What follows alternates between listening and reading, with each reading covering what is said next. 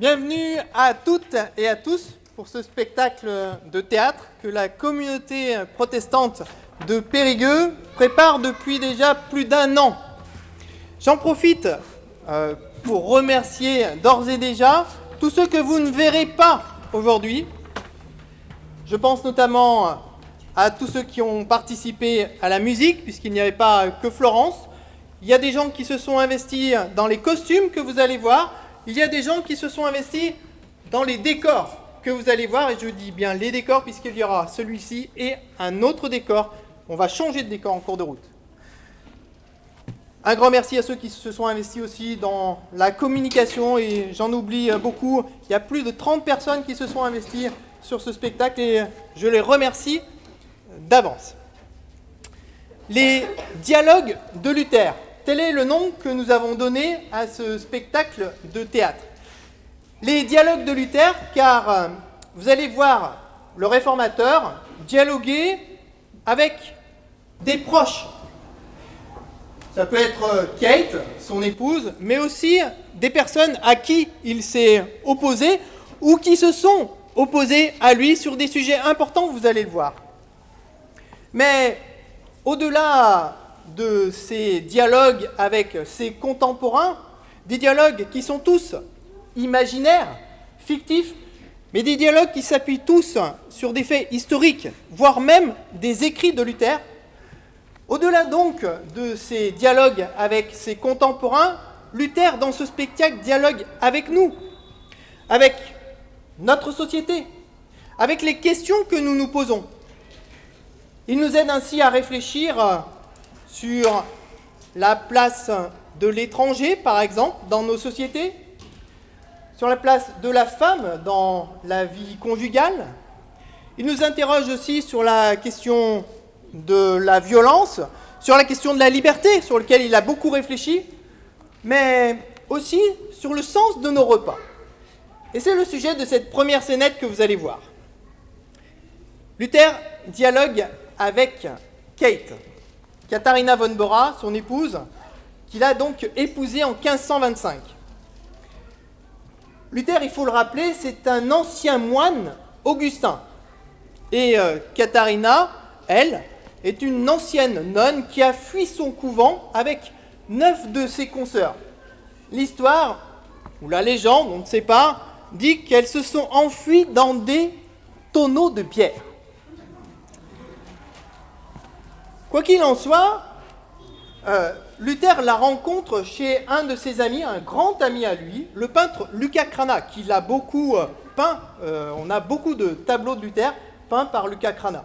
Il la rencontre là, il tombe amoureux d'elle tout de suite, et elle était déjà fascinée par l'homme, par le message aussi. Elle tombe amoureuse de lui. Ils vont se mettre en mariage. Le mariage aura lieu en 1525. Elle l'admire beaucoup, elle l'aime beaucoup, même lorsqu'il invite chez eux, parfois plus que de raison.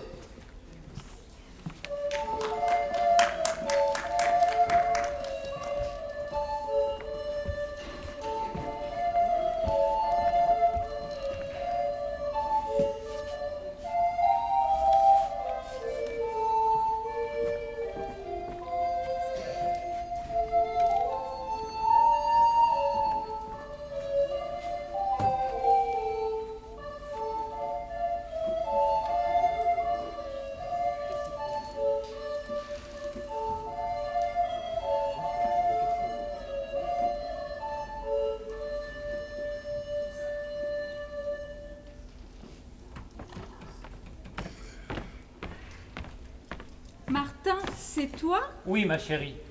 Tu rentres bien tard. C'est vrai. En chemin, j'ai croisé Mélenchon. Philippe, hein, pas l'autre.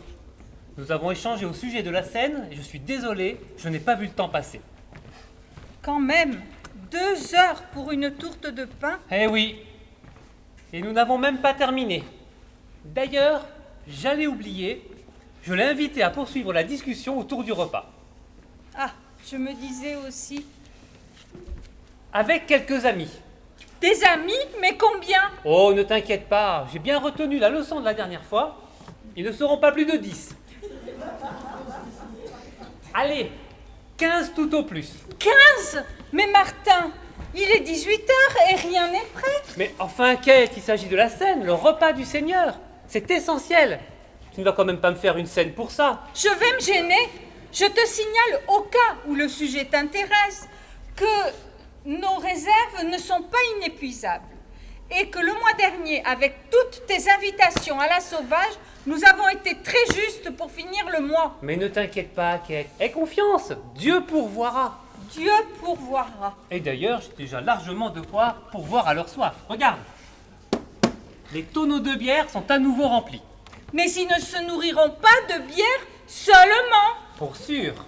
D'ailleurs, j'ai bien l'intention de les abreuver également de la parole pour convaincre les plus sceptiques. Les bras m'en tombent. Je pense qu'il me reste un faisan que l'une de tes admiratrices m'a généreusement donné. Avec quelques pommes de terre, cela fera l'affaire. Geneviève. C'est Geneviève qui t'a donné le faisan. Non, Isabelle. C'est Isabelle qui t'a donné le faisan. Ne t'inquiète pas, ma petite Kate, ce sera parfait. De toute façon, tu sais très bien qu'autant Philippe que moi, nous adorons ta cuisine. Et puis, l'essentiel n'est pas là, tu le sais bien. Ah oui, et tous ces messieurs iront dire dans tout Wittenberg que je les ai mal reçus et que chez les Luther, on mange mal. Oh, mais tu n'as rien à craindre de tous ces commérages. L'important, c'est dans le partage du vin, la fraction du pain et les propos qui vont avec, les propos de table. Tu parles comme un livre. C'est vrai. L'important, c'est la parole échangée, la communion, la présence des uns et des autres. C'est cela qui nous nourrit et nous donne force et confiance. Comme dans la scène. Tout à fait. Tu sais, finalement, je crois que nos repas ne sont que de simples scènes. Ou nos scènes ne sont que de simples repas.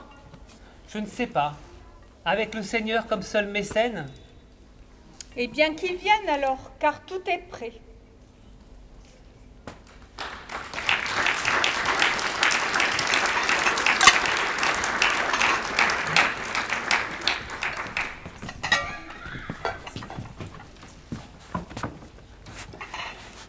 Dans cette deuxième scénette, vous allez découvrir un méconnu de la Réforme, Johannes Bugenhagen. Johannes Bugenhagen, c'est pas rien pour la Réforme. On l'appelait même l'évêque de la Réforme. C'est vous dire toute son importance. C'est le pasteur de Wittenberg. Le pasteur donc de Luther. C'est lui qui présidera le mariage de Luther et de Katharina. C'est lui aussi qui baptisera leurs 6 enfants. Et c'est lui enfin qui prononcera l'éloge funèbre de Luther. Un très proche.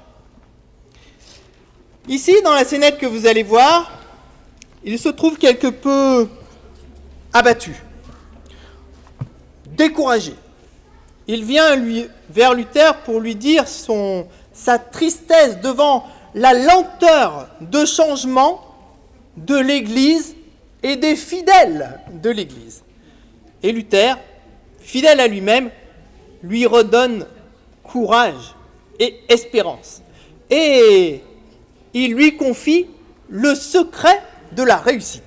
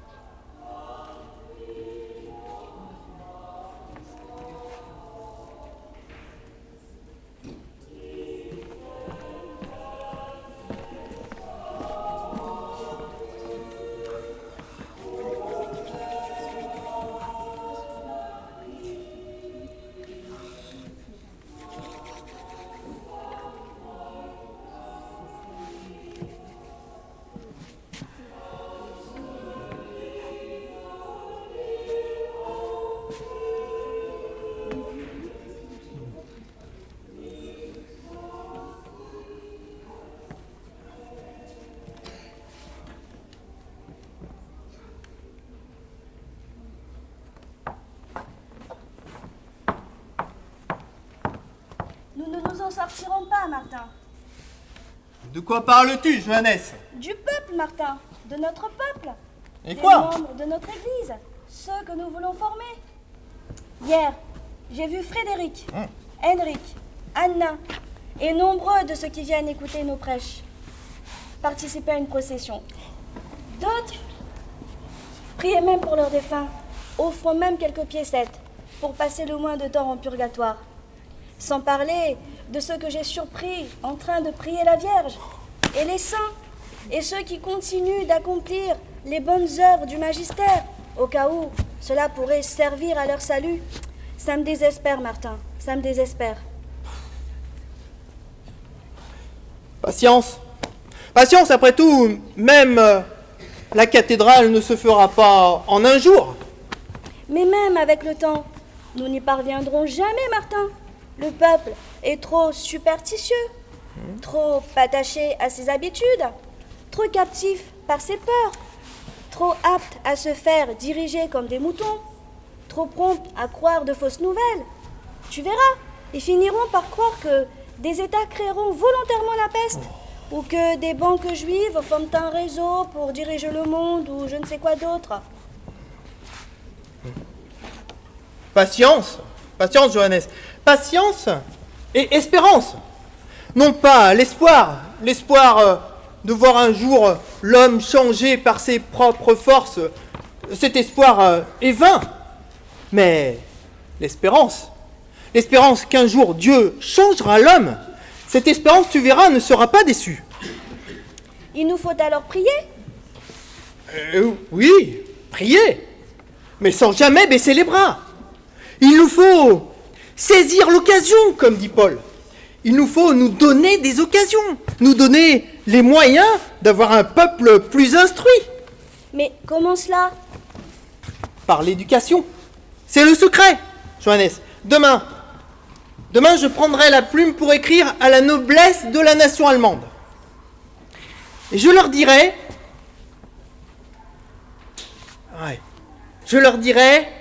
négligez la jeunesse, c'est diabolique. Vous avez de l'argent pour construire des arquebuses, des chemins, des ponts, peut-être demain pour envoyer quelqu'un sur la Lune. Et vous n'en auriez pas un peu pour former 2 ou 3 mètres de plus, pour construire ici une école plus grande, pour construire là une école flambant neuve, pour accueillir l'ensemble des enfants de notre nation. Ceux des nobles, bien sûr, mais aussi ceux des artisans, ceux des paysans, des commerçants, ceux des servantes. Et tu crois qu'ils vont t'écouter, avec les bruits de bottes qui résonnent d'un peu partout? Oui, j'ai bon espoir qu'ils m'écoutent, Johannes. D'ailleurs, il en va de leur intérêt, pas seulement du nôtre, et ils le savent. Ils savent, de par leur expérience, qu'ils ont besoin de gens capables, de gens instruits sur qui s'appuyer pour pouvoir diriger et gouverner l'État. Oui, j'ai bon espoir qu'ils m'écoutent. Mais j'ai aussi bon espoir qu'ils m'écoutent quand je leur demanderai de l'argent pour former des maîtres supplémentaires, pour bâtir des écoles supplémentaires pour accueillir tous les garçons de notre nation, mais aussi toutes les filles. Les filles? Mais pourquoi veux-tu donc les envoyer à l'école?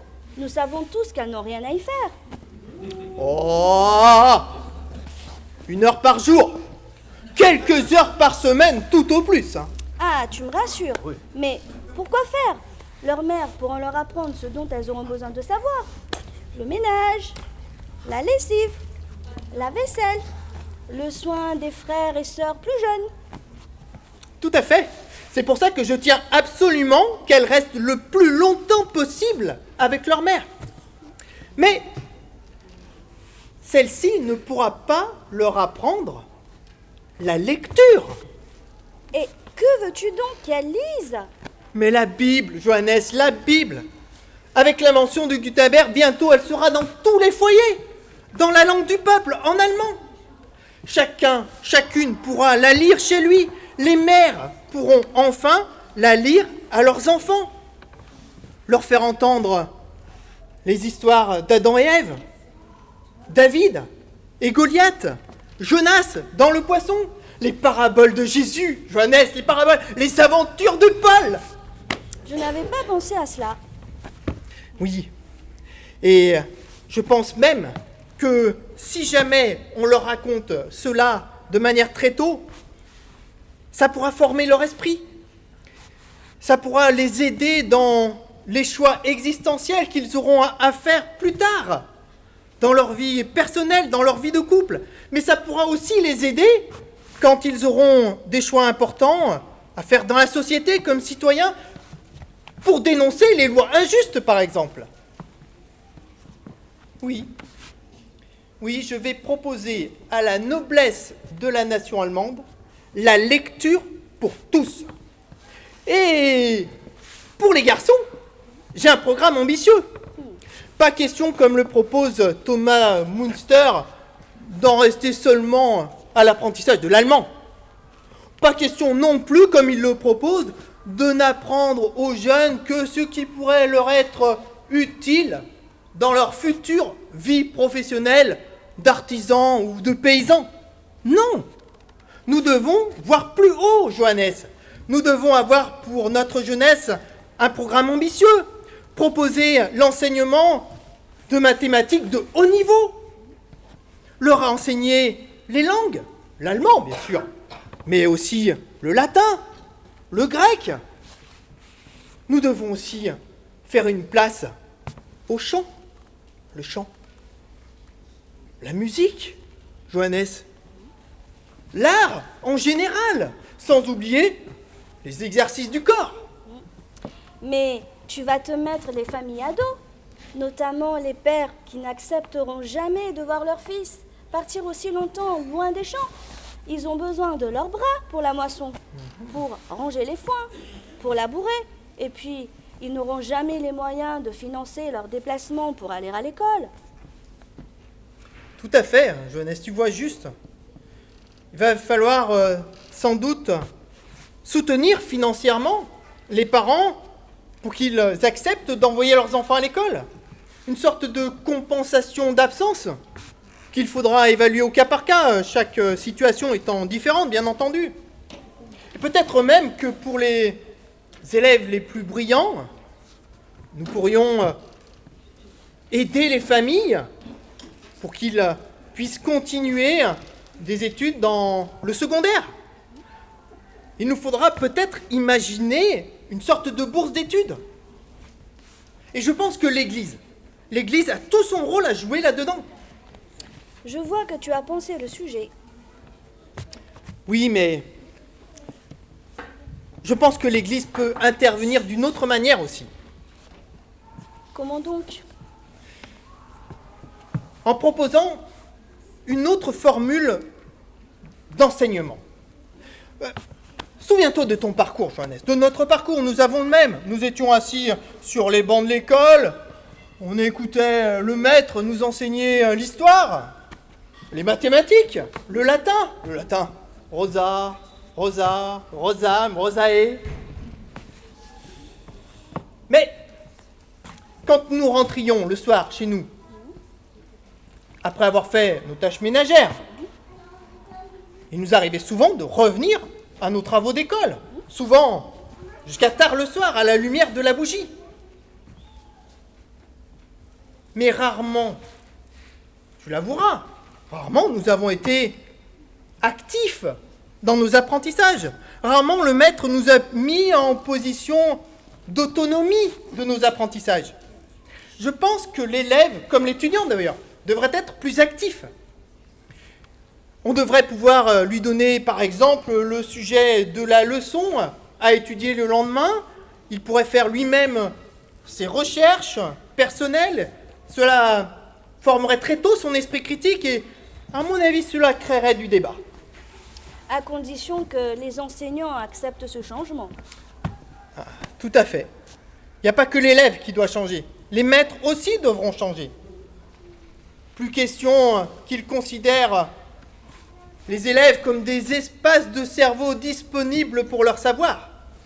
Non, il faudra qu'ils acceptent de donner à l'élève des clés de contexte, des indices pour forger leur propre opinion.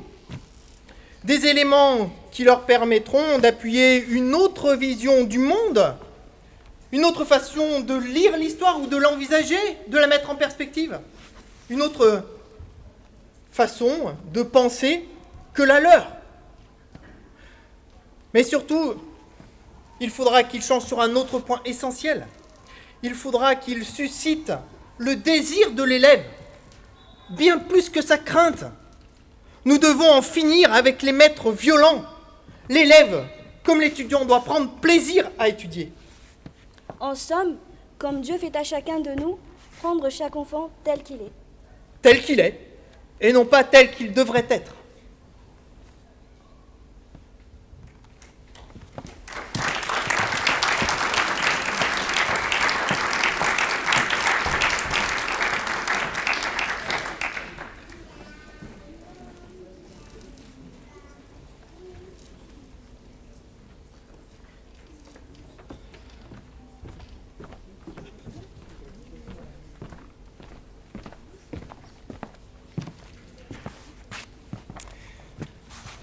Pour la troisième scénette, nous allons changer de lieu.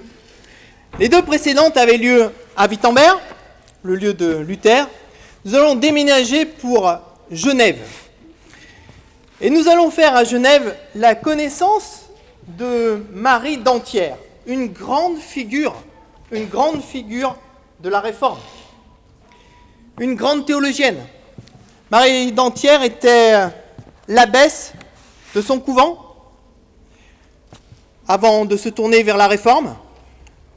C'est une femme brillante, intelligente, avec de réelles connaissances bibliques et une sacrée compétence théologique. Elle écrira un livre, et c'est pour ça qu'elle est connue pour ses compétences bibliques et théologiques. Elle écrira un livre en 1539, un livre aux accents très féministe, dont elle aurait pu élaborer une partie avec son mari, son deuxième mari, Antoine Froment, que vous allez découvrir maintenant.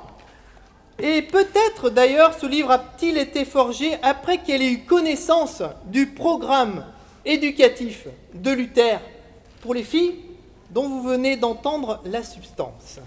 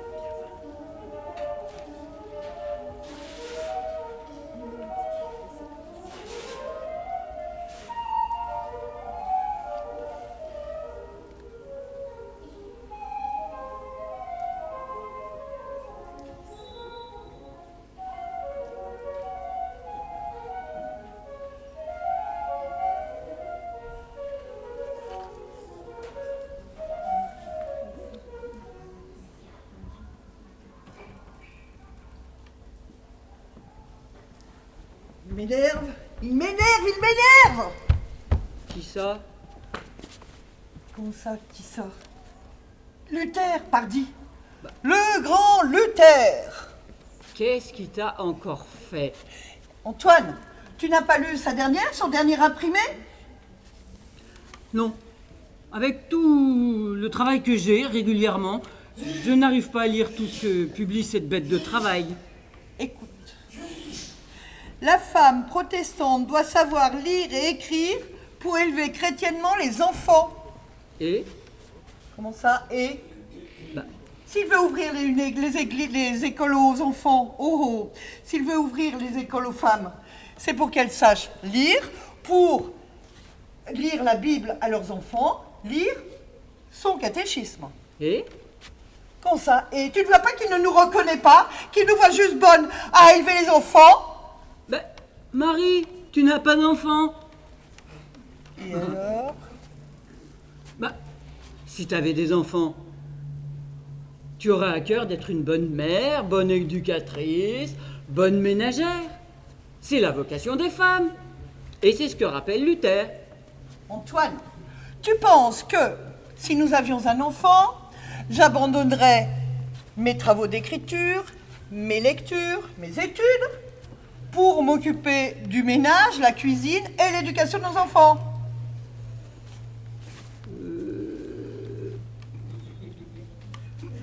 Bien sûr, c'est délicat, mais c'est quand même pas moi qui vais faire ça. Et pourquoi pas? Ah non, je ne me sens pas du tout capable de prendre une telle charge. Eh bien, songe-y, Antoine. Qui sait ce que tu devras faire d'ici 3 ou 5 siècles? Je vais lui écrire. Je vais lui répondre. À Luther.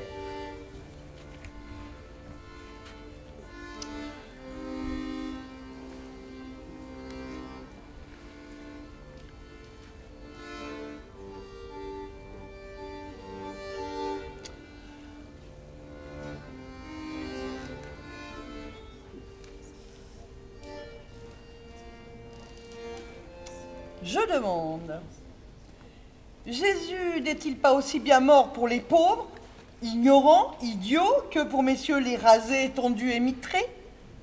Est-il seulement dit à messieurs les sages et docteurs attitrés, allez prêcher mon évangile?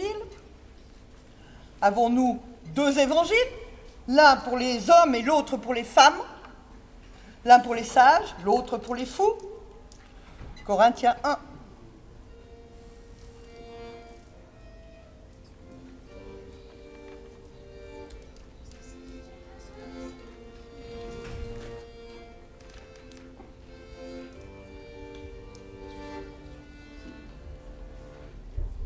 Ne sommes-nous pas un en notre Seigneur, au nom duquel nous sommes baptisés, ou le sommes-nous au nom de Paul, Apollos, du pape ou de Luther? N'est-ce pas au nom du Christ?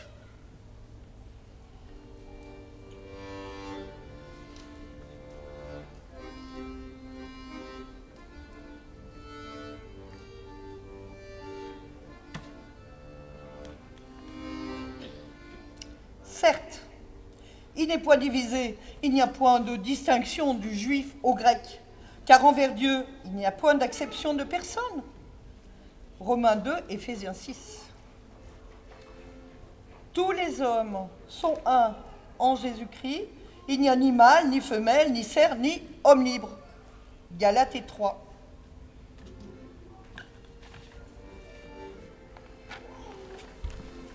Qu'en penses-tu ?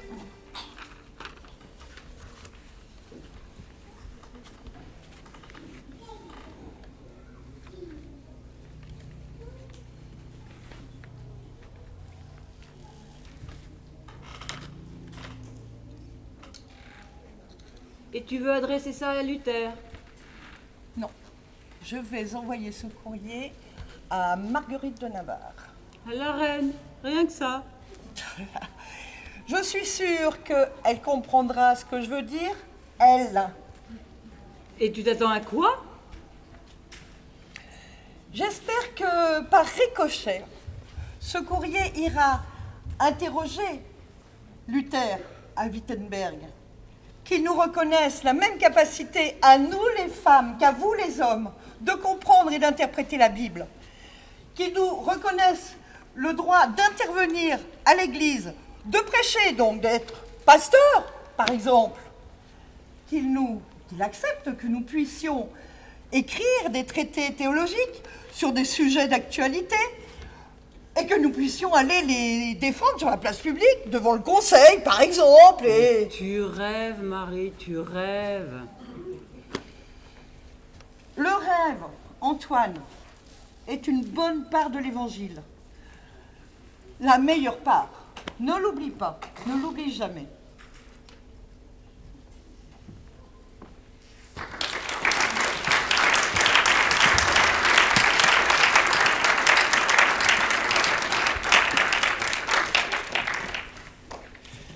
Pour cette 4e scénette, nous allons revenir à Wittenberg. Vous allez voir Luther dialoguer avec Katharina Krapp. Ce nom vous dit peut-être rien. Katharina Krapp, c'est l'épouse de Philippe Mélenchon, le bras droit de Luther. Luther voulait discuter avec son bras droit d'un sujet très épineux, un cas de conscience pour lui. Étant sorti, eh bien, il va discuter avec Katharina de ce cas de conscience dont tout le monde parle déjà dans les rues de Wittenberg. Et pensez donc, Philippe Ier de Hesse projetterait de divorcer de son épouse, Christine de Saxe, pour épouser une femme beaucoup plus jeune, Katharina von der Sale. Luther a beaucoup hésité sur ce cas de conscience. Beaucoup hésité. Et malgré les interpellations de Katharina Krapp, peut-être même selon les interpellations et les critiques de son épouse, Luther va valider ce projet. Mais il va le valider, comme vous allez le voir, à sa manière.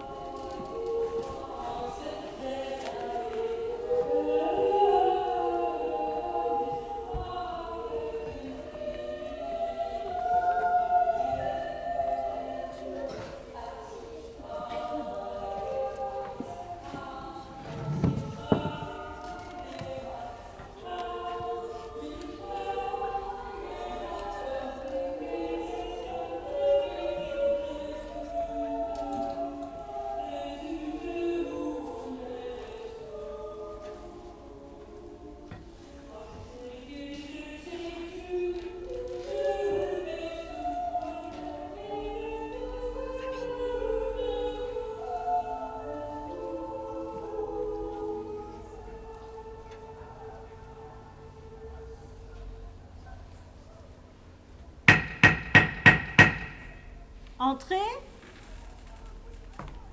Ah, Martin. Installe-toi. Je te sers une bière? Ma foi, pourquoi pas? En tout cas, elle ne me l'interdit pas.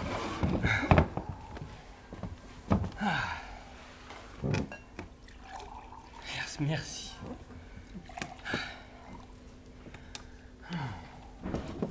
Tu connais la dernière? Mais de quel ragot vas-tu donc te faire encore la porte-voix? Mais ce n'est pas un ragot, c'est Madeleine qui me l'a dit. Ah, si Madeleine l'a dit, alors... Philippe de Hesse, notre prince, a une aventure avec une femme de 20 ans plus jeune que lui. Et pour elle, il voudrait divorcer de sa femme. Je sais. Comment ça, tu sais? Oui, je sais, il a demandé à me voir à ce sujet. Je le quitte à l'instant. Et alors? Comment s'appelle l'ingénue? Quel âge a-t-elle? Comment se sont-ils connus? Katharina, tu sais bien que je ne peux rien te dire. Tout comme ton mari, je suis soumis au secret de la confession. Il faudra mettre des limites à ce secret, sinon il y aura des abus. Mais ce que tu vas faire, ça, tu peux me le dire. Non plus. Oh! Mais je peux te dire que ce cas me laisse devant une grande perplexité. Pourquoi? Tu connais ma position sur le divorce. Elle est connue de tous d'ailleurs. Je le déteste. Comme Philippe, ce que l'homme a uni, Dieu ne peut pas le séparer. Certes, mais sur ces sujets, je refuse et j'exècre le dogmatisme des papistes. Le mariage, ce n'est pas un sacrement. Il faut savoir prendre en compte certaines situations. Tout à fait d'accord avec toi. Eh oui, la semaine dernière, par exemple, j'ai plaidé favorablement la cause d'une femme qui demandait de pouvoir divorcer de son mari qui la battait. Normal. Si ton avis était plus partagé, les femmes pourraient plus facilement partir et moins de femmes mourraient sous les coups de leur mari. Je me suis même prononcé favorablement en cas d'adultère flagrant du mari ou de refus du devoir conjugal, de l'un comme de l'autre, et même en cas d'emprise psychologique d'un partenaire sur l'autre. Ça, c'est nouveau. Mais où s'arrêter? À force de prendre en compte la situation des couples, tu verras qu'on en viendra, dans un siècle ou deux, à divorcer parce que la femme aura fait brûler un plat, parce qu'elle portera la culotte, comme on dit, parce que son mari sera trop radin, jaloux, suspicieux, moqueur, parce que l'un des deux, ou les deux, aura mauvais caractère, sera trop égoïste, parce qu'ils n'arriveront pas à s'entendre sur le nombre d'enfants, la taille de la maison, la présence d'un animal domestique, parce qu'un des époux ne supportera plus les parents de l'autre, ou que sais-je encore. Là, tu exagères, Martin. Tu verras, l'avenir me donnera raison. Mais, dans le cas qui m'occupe, est-ce que la vieillesse est un critère suffisant? Est-ce que Philippe de Hesse n'est pas esclave de son désir? Est-ce que cette jeune femme n'a pas certaines arrière-pensées? Bref, est-ce vraiment de l'amour? Ou simplement une question de désir et de gros sous? Tu comprends mon dilemme? Le mariage, ce n'est qu'une question d'amour. S'il n'y a plus d'amour, rien ne devrait obliger les époux à rester ensemble. Pas même la religion. Et quoi alors? Je te connais, tu as une idée derrière la tête. C'est vrai. Puisque je ne suis pas certain que Philippe de Hesse éprouve de l'amour pour cette jeune femme. Du désir, certainement, mais de l'amour, j'en doute. Et puisque je ne suis pas certain qu'il n'éprouve plus d'amour pour sa femme, du désir, peut-être, mais de l'amour, j'en doute. Bref, puisque j'ai des doutes, je vais lui dire non. Ah! Tout prince qu'il est, il ne peut faire ce que bon lui semble. Et certainement pas quitter sa femme âgée pour une plus jeune. Bien dit, Martin. C'est pour ça que je vais lui proposer d'épouser cette jeune femme sans quitter la sienne. Mais tu as perdu la tête! Mieux vaut une mauvaise bigamie qu'un bon divorce. Kate est au courant de cette décision? Kate? Mais non, pourquoi? Parce que quelque chose me dit qu'elle la désapprouverait. Ah, et pourquoi cela? Parce que c'est une manière de bafouer Christine de Saxe, notre princesse, encore plus que pour un adultère. Et tu penses faire un, comme dit la Genèse, avec 3? Mais où vas-tu t'arrêter? Vas-tu laisser les maris avoir 3, 4, 5 femmes, voire plus? Accepte la dureté des cœurs, accepte qu'elle soit à l'origine de possibles séparations, que par elle, un homme puisse quitter sa femme pour une autre femme, et qu'une femme puisse quitter un homme pour un autre homme. N'as-tu cesse de prôner un évangile de liberté, un évangile qui donne vie et espoir aux croyants? Mais où est la liberté et l'espoir dans ce que tu entrevois de faire?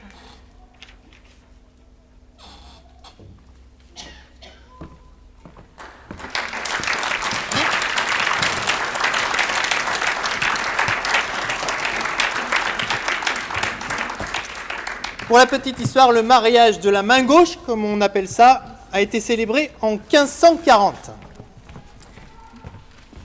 Pour cette 5e scénette, nous allons être à un moment crucial de la vie de Luther. Un moment qui se trouve après la diète de Worms. À la Diète de Worms, je vous rappelle, Luther a été sommé par l'empereur Charles Quint et puis par le délégué spécial du pape. Luther a été sommé de se rétracter, de reconnaître ses erreurs. Devant une telle sommation, pris par un doute, Luther a demandé une nuit de réflexion. Après cette nuit de réflexion, il est revenu devant l'empereur, devant le délégué spécial du pape, et il aurait dit cette phrase que l'histoire a retenue: « Je ne peux, puis, ni ne veux me rétracter en rien. Ma conscience est captive de la parole de Dieu. »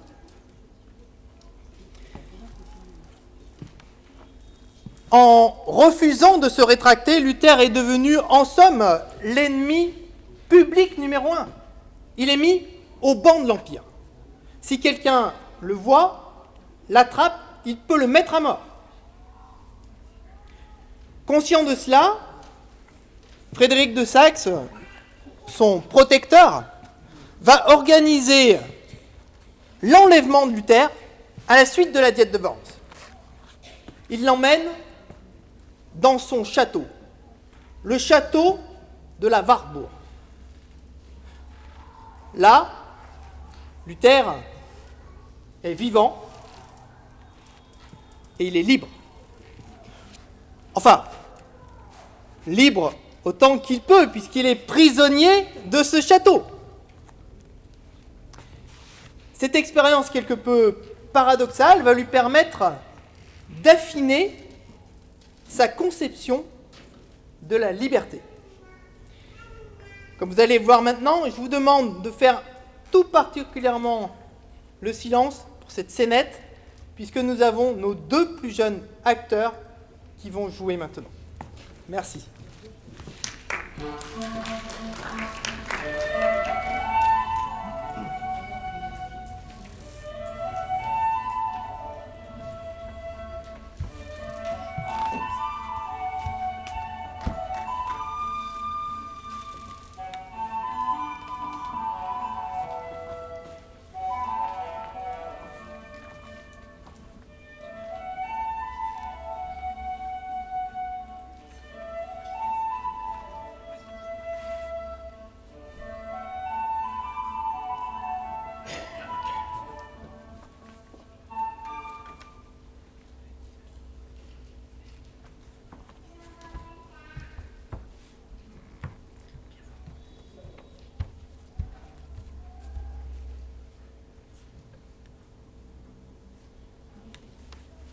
Mais où suis-je?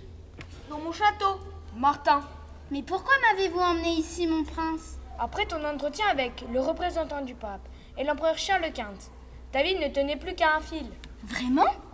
Oui, je sais de sources sûres que l'empereur avait chargé une équipe de t'enlever et de t'enfermer dans une des prisons du royaume. Une manière de te faire taire et de résoudre les problèmes de la papauté, de l'Empire. Mais qu'ai-je donc fait à sa sainte majesté pour mériter cela? Martin, tu ne te rends donc pas compte de la portée de tes propos hier devant l'empereur lui-même et un nombre conséquent de délégués du pape. Tu n'es pas allé de main morte. Puisque votre sainte majesté et vos seigneuries demandent une réponse simple, je vous la donnerai.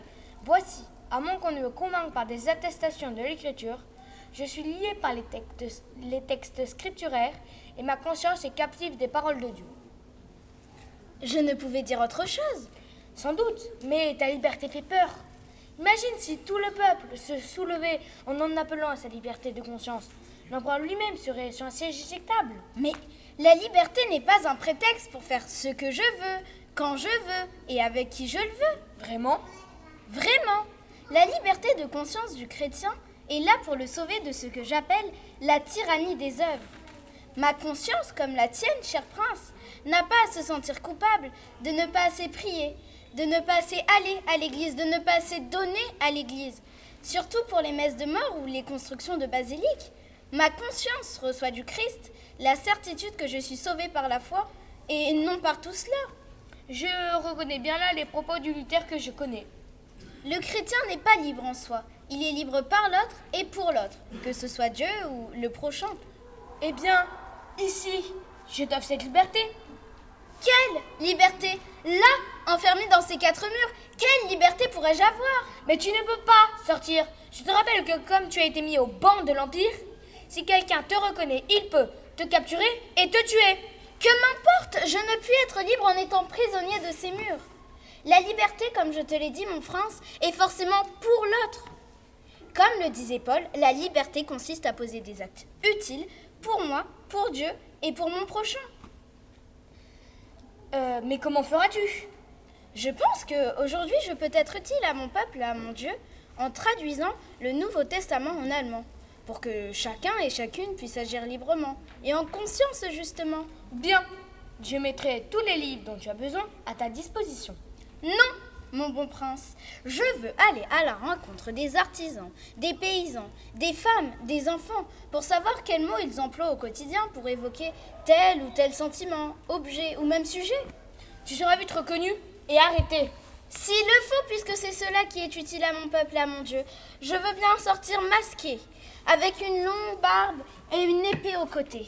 Je serai le chevalier Georges, méconnaissable. Et grâce à toi, mon bon prince, je me ferai aider par les meilleurs linguistes. Bien, je les convoquerai et les installerai dans l'aile droite pour toute l'année à venir. Ce ne sera pas nécessaire. Puisque je suis persuadée de l'utilité de cette œuvre, j'espère terminer vite, en février prochain. Une semaine seulement? Oui, après je m'attellerai à la traduction de l'Ancien Testament. Ce sera plus complexe, mais je compte adopter la même méthode, en m'entourant des meilleurs spécialistes de la langue hébraïque, dont Philippe Mélenchon et Caspar Cruciger. Personne n'est jamais parvenu à faire une telle traduction. Parviendras-tu à finir? Je me donne 10 ans. Ce sera ma manière d'être utile à mon Dieu et à mon peuple. Vivement que tu aies fini. Et toi, mon bon prince, comment pourrais-tu utiliser ta liberté pour être utile à ton peuple et à ton Dieu?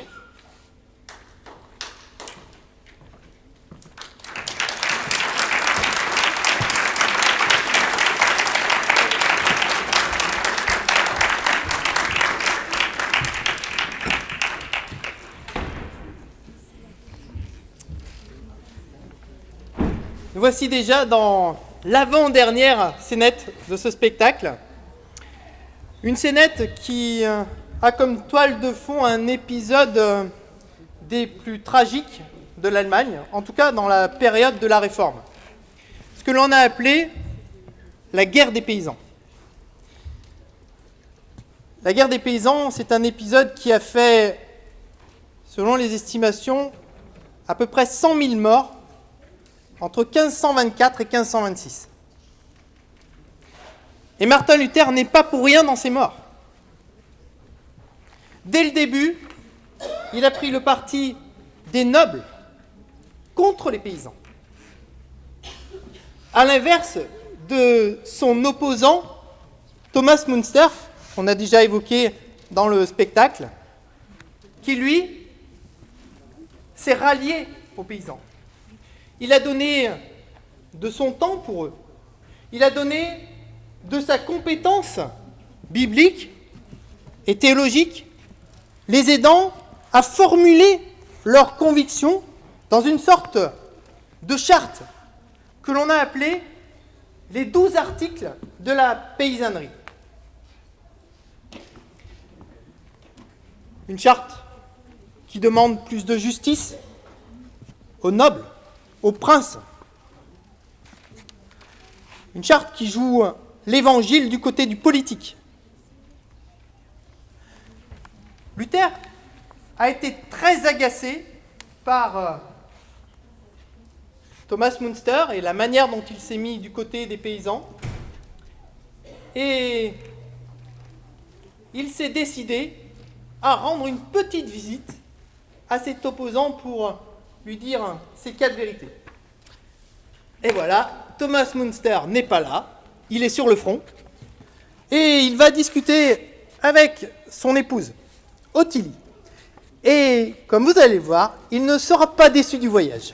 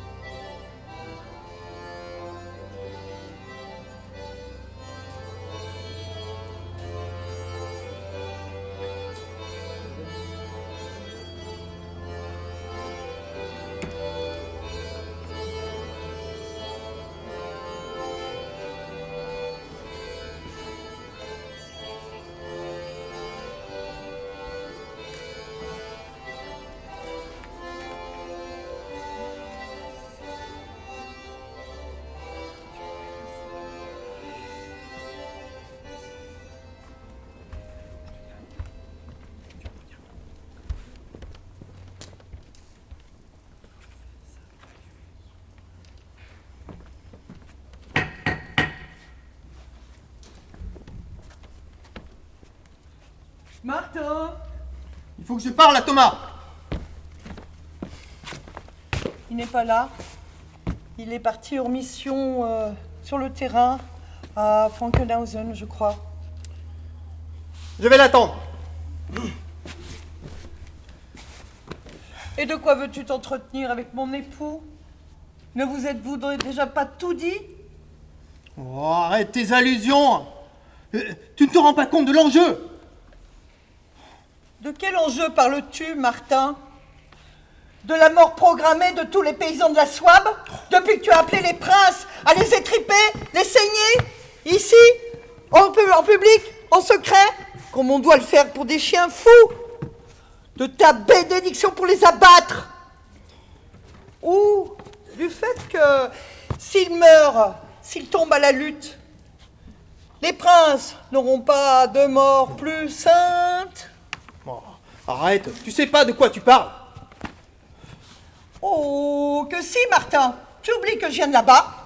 Mes parents font partie de ces paysans que tu envoies à la mort.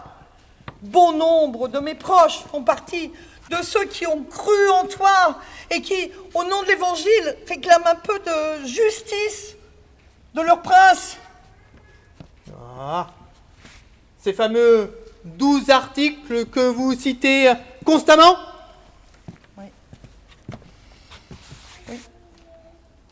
Ces 12 articles, pas la peine d'être méprisant et hautain, Martin. Ces 12 articles viennent juste réclamer un peu notre soif de justice. Oh, nous ne sommes pas des intellectuels comme toi. Aussi, nos convictions sont simples, basiques. Toutes choses sont communes, toutes choses sont à partager. Fini la servitude, fini les corvées, fini l'interdiction de chasse et de pêche, d'aller chercher du bois dans la forêt. Fini l'impôt inique, la justice à 2 ou 3 vitesses, dont font les frais toujours les plus pauvres. Mais sur le fond, tu sais bien que je ne critique pas ces articles. Mais, d'ailleurs, il y a quelques années, souviens-toi, j'en ai défendu certains quand j'ai écrit à la noblesse allemande. Oui, non, je n'ai rien contre ces articles sur le fond. Mais, tu l'avoueras, il y a une différence à indiquer un chemin à nos princes et prendre les armes contre eux, s'attaquer à leur château, vouloir les tuer. Je te rappelle que l'Évangile nous appelle à l'obéissance vis-à-vis des autorités. Nous devrions donc toujours vivre pieds et poings liés, soumis. À quoi nous sert ta liberté chrétienne dont tu nous rebats les oreilles? Si c'est pour attendre uniquement la volonté de nos bons princes? Mais l'Évangile n'est pas là pour cela, Ottilie. L'Évangile, il est là pour s'occuper du spirituel, pas du politique. Là où peut régner la parole de Dieu dans l'âme. Le prince, lui, il a le glaive temporel. Il est là pour faire régner l'ordre et la sécurité pour les personnes et pour les biens. Vouloir diriger une société uniquement par l'Évangile, c'est de l'utopie, voyons. Ça te va bien à toi de dire ça, Martin. Bien au chaud près de ton prince.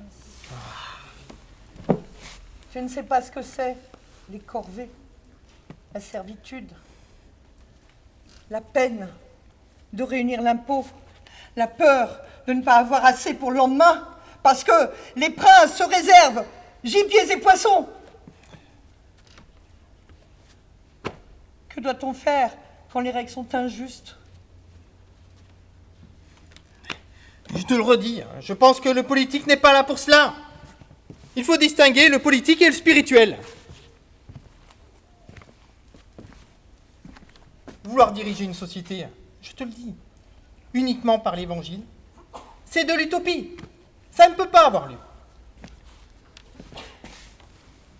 Eh bien, Pardonne-moi d'y croire. L'Évangile ne peut rester seul cantonné dans nos cœurs. N'a-t-il donc aucune conséquence sur notre vie avec nos frères et nos sœurs dans la foi? Bien sûr. N'a-t-il aucune incidence sur notre vie de famille, notre manière d'élever nos enfants, de nous comporter avec notre époux, notre épouse? Oh que si. N'a-t-il aucune portée sur la façon dont les commerçants, les entrepreneurs, les vendeurs vendent et achètent? C'est entendu.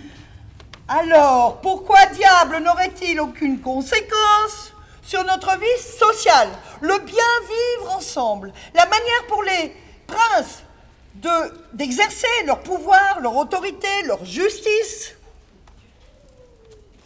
Mais il n'y a pas de mais possible. Martin Luther, tu ne me feras pas croire que l'Évangile conduit à inviter à tuer des hommes. Tuer un homme n'est pas défendre une doctrine.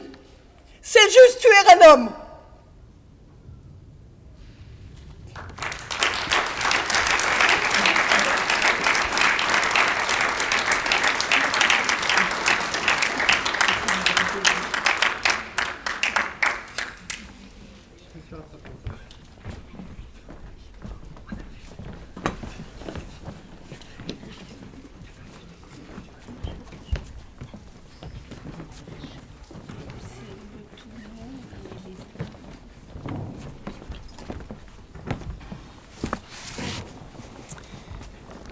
Voici à la dernière scénette de notre spectacle. Une scénette qui aura non pas lieu à l'intérieur, comme toutes les autres, mais à l'extérieur, dans les rues de Wittenberg. Vous allez découvrir dans cette scénette un inconnu qui a déjà été cité dans le spectacle. Cet inconnu s'appelle Caspar Cruciger. Là aussi, Caspar Cruciger, c'est un très proche de Luther. Il a suivi une scolarité brillante, d'abord à Leipzig, puis à Wittenberg. C'est un très bon hébraïsant. C'est quelqu'un qui se situe à la frontière de deux mondes. Il est à la fois un humaniste reconnu, et un réformateur qui a eu un rôle important au XVIe siècle. C'est un très bon hébraïsant, et il va œuvrer avec Martin Luther, comme ça a été dit, à la traduction de l'Ancien Testament en allemand. Une œuvre titanesque, il faut bien s'en rendre compte. Une œuvre qui va occuper toute une équipe de traducteurs pendant 10 ans, de 1534 à 1544, sans compter les multiples révisions du vivant même de Luther et les multiples révisions après la mort de Luther, sous la direction de Philippe Mélenchon et de Caspar Cruciger. En parallèle de ce travail titanesque, Caspar Cruciger est professeur d'Ancien Testament à Wittenberg. Et comme ça lui permet de joindre l'utile, enseigner l'Ancien Testament à de futurs pasteurs, et l'utile, pouvoir traduire la Bible en allemand. Après la mort de Luther, Caspar Cruciger va éditer les sermons du réformateur. Luther, il prêchait énormément, vous le savez peut-être, quasiment une fois par jour. Il aimait beaucoup prêcher. Donc il va rassembler tous ces sermons, il va les publier, les éditer. Cruciger aura une fille, et cette fille-là va épouser un des fils de Martin Luther. L'histoire ne nous dit pas si ce fils, Johannes Luther, puisque c'est de lui qu'il s'agit, si ce fils incarna les idées nouvelles de Luther sur la vie conjugale et la parentalité, des idées que vous allez découvrir à présent.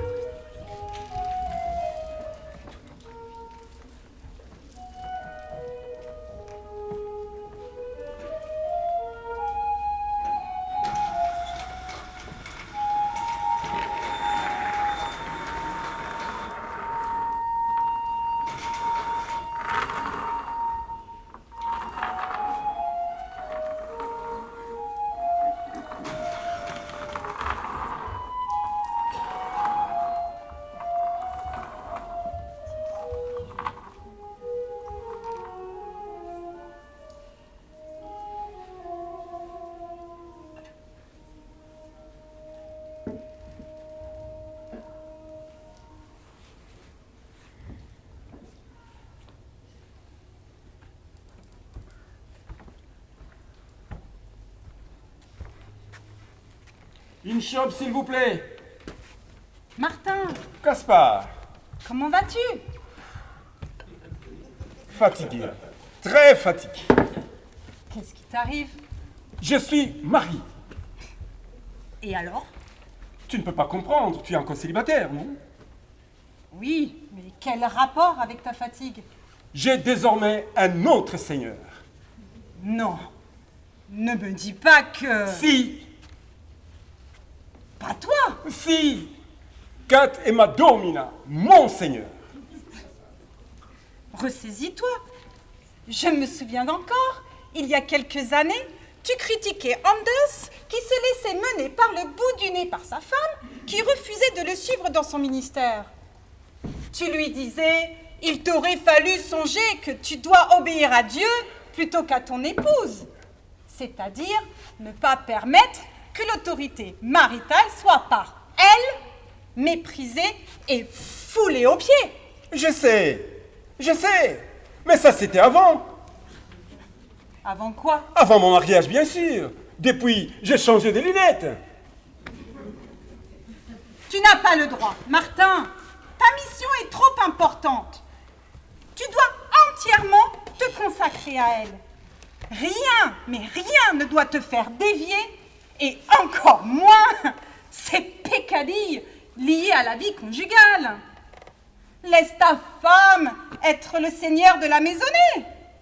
Laisse-la être le seigneur de la vaisselle, du ménage, de la cuisine et des enfants. Mais ne la laisse pas être ton seigneur, d'influencer tes choix, tes décisions, tes jugements. Tu es comme moi, Gaspard. Tu es comme moi. Moi avant. Qu'est-ce que tu veux dire? Tu ne sais pas de quoi tu parles. Je n'ai pas honte de dire que Kat porte la culotte. Chut, moins fort, on va t'entendre. Tout Wittenberg va rire de toi. Je me moque. Je me moque. Je n'ai pas honte de dire que j'ai pris plaisir à ces peccadilles, comme tu dis. Mon Dieu. Mon mariage. L'amour, Gaspard. L'amour m'a fait changer de point de vue sur la femme, sur les enfants, sur le rôle de l'homme et de la femme. Je me suis pris à m'inquiéter pour ma femme quand elle était enceinte. Je me suis inquiété lors de ses nausées. J'ai contemplé son corps changer. J'ai admiré un brin vieux ses montées de lait. Moi qui il y a quelques années écrivais le fait que leur grossesse et les fatigues et finissent par les mener à la mort n'est pas grave. Et j'appelais même les hommes à laisser les grossesses les tuer, car elles sont là pour cela.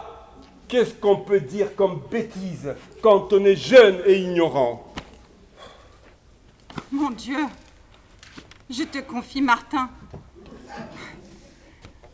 Donne-lui la force pour qu'il puisse retrouver sa juste place au sein de son couple. Celle que tu as confiée à l'homme dans tes saintes écritures. Et quand mes enfants sont nés, je me suis attaché à eux. Mais c'est le rôle des femmes. L'instinct maternel, l'attachement maternel, et tout. Il n'est pas aussi facile de tracer une ligne de démarcation entre ce qui les sortirait de l'homme et ce qui appartiendrait de fait à la femme. Je l'avoue, depuis que mes enfants sont nés, je pleure pour eux. Mon cœur s'est comme adouci, attendri. Plusieurs fois déjà, je pleurais pour eux. Pleurais quand ils étaient en danger, malades. Pleurais quand ils connaissaient des échecs. Pleurais aussi de leur joie. Pleurais quand ils sont tombés et se sont fait mal, même des simples bobos. Mais ces sentiments, ces attitudes sont féminines, pas masculines. Toi, tu dois être viril, fort, inébranlable, sachant contrôler tes émotions. Je ne crois plus à tout cela, Gaspard. Je ne crois plus à tout cela. Et je pense même qu'elles sont contraires à l'incarnation. Dieu en Christ ne pas rester dans son ciel. il a pris cher pour connaître les émotions, pour devenir sensible. N'a-t-il pas pleuré? N'a-t-il pas été pris aux entrailles à diverses reprises par la détresse des gens qu'il rencontrait? Si lui a pleuré, s'il a été pris aux entrailles, quelle honte aurait-il à éprouver les mêmes sentiments, à avoir les mêmes attitudes que notre maître? Et puisque nous devons prendre femme, et puisque nous devons nous multiplier, pourquoi ne pourrions-nous pas nous attacher à nos enfants? Pourquoi devrions-nous juger sous notre dignité de laver les couches de nos nourrissons? Et qui sait, dans quelques années, de nous lever la nuit pour leur donner à manger, et voire même de nous arrêter de travailler pour eux, pour nous occuper pleinement d'eux.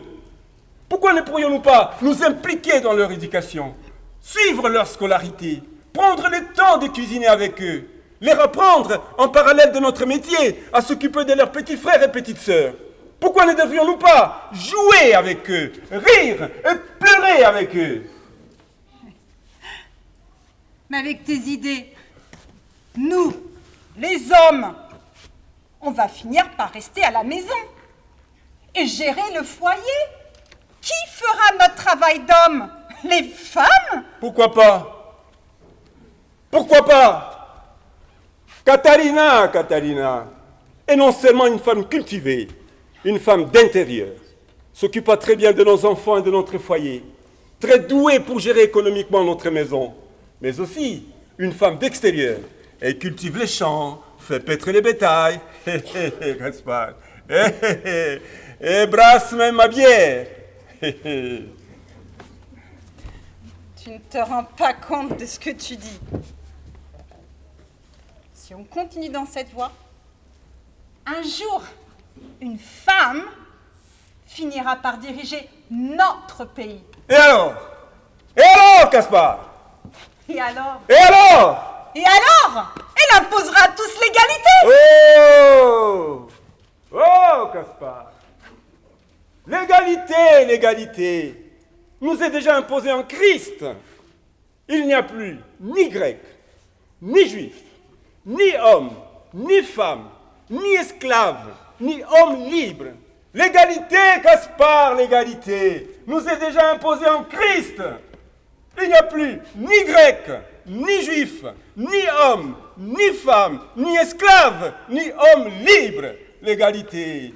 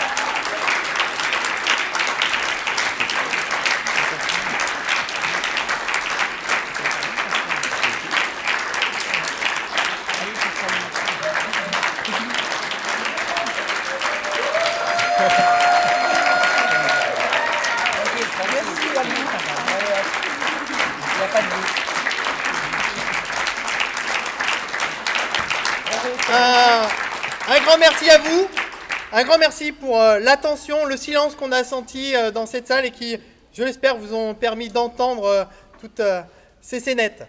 Je passe la parole à Robert, peut-être après... Zaya voudrait dire quelque chose d'abord. Ah, Zayan d'abord, bien fort.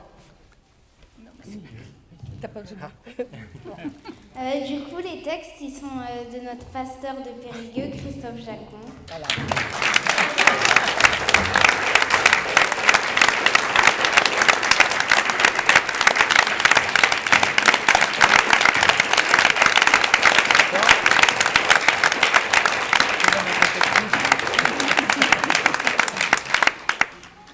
Un grand merci.